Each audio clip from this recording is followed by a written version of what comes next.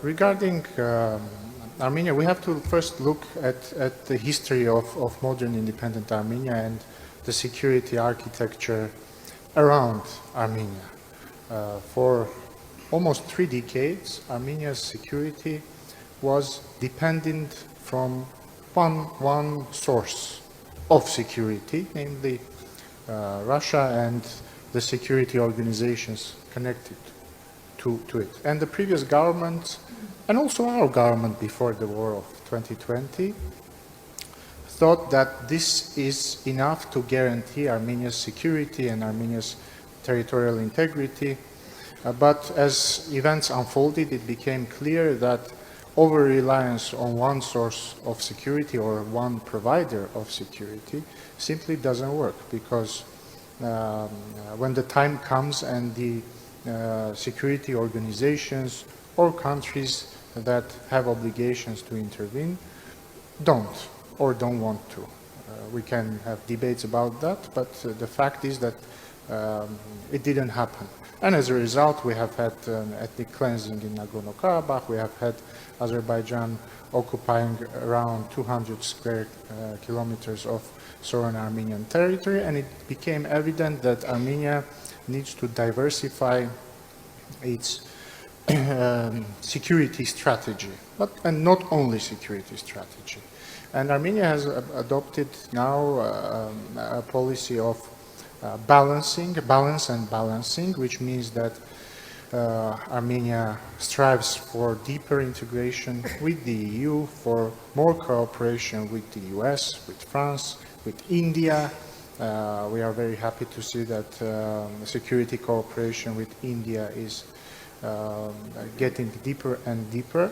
But regarding EU aspirations, those may be connected to security, but not only.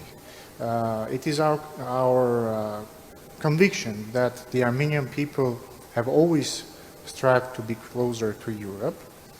Armenians are culturally and politically European, and Armenia has embarked on a path of closer integration with the EU for decades now. We have had the comprehensive and enhanced partnership agreement with the EU, which still is in force, and as you said rightly, recently the Armenian Parliament adopted a law on European integration, which is a manifestation of the will of the Armenian people to be closer to the EU. But nevertheless, as the minister rightly mentioned, geography is destiny, and you have to take into account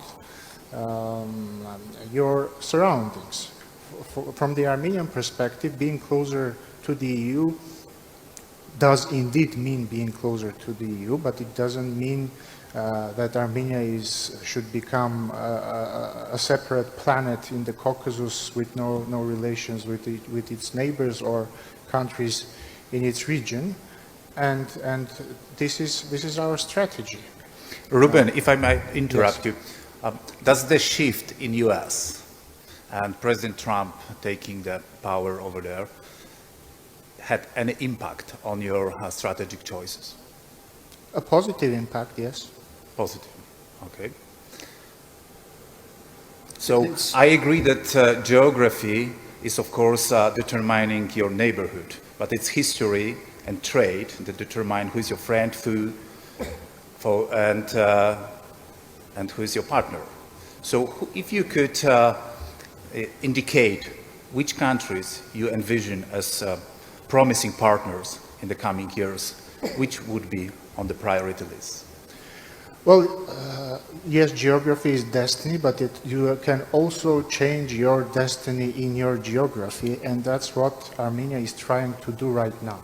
It's not a secret that Armenia has been in a partial blockade ever since it gained its independence, basically, and we are trying to change the dynamic of the region of the South Caucasus, which will itself change the dynamic in the wider European region and also the dynamics in Central Asia, Middle East. What needs to be done? The position of Armenia is very simple. Right now we have a once-in-a-lifetime opportunity to create peace, lasting peace in the South Caucasus. we have a rare situation where neither Azerbaijan nor Armenia have to concede anything. So on the first ground. answer is Azerbaijan. Of course. And the second and the third one? Obviously, whenever you are talking about trade partnerships, the first answers are always your immediate neighbors. And we have a situation that we don't have relations with, or we don't have normalized relations with two of our neighbors, and that hinders all connectivity in our region of the South Caucasus and beyond.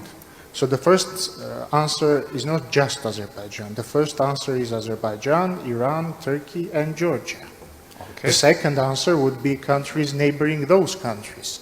And we think that this opportunity we have, and I want to repeat, we have a historic chance when neither Azerbaijan nor Armenia have to concede anything on the ground. We have a situation, a status quo, and we have a text of a peace treaty ready. Negotiations have been finalized and closed, and we have a historic opportunity to sign and ratify this peace treaty. We have a historic opportunity to unblock all communications in the region of South Caucasus, which means all communications between Azerbaijan and Armenia, and in a separate track, all communications between Armenia and Turkey. And this will change the whole dynamic in the South Caucasus, the whole security architecture. And since we are discussing the theme of our panel is how can small countries navigate in these turbulent times, well, this is how small countries can navigate. It's the number one source of uncertainty for small countries, or even medium-sized countries in the modern world where the global order is collapsing, is conflict. You eliminate conflict, you eliminate uncertainty. You unblock communications, you eliminate uncertainty. And you also eliminate the risk of new conflicts. So this is our strategy. It's difficult, I have to admit. It's difficult also because our potential partners are not as constructive as we would like them to see, but we want to show on our own example that peace is possible, and we are going to do everything in our force to do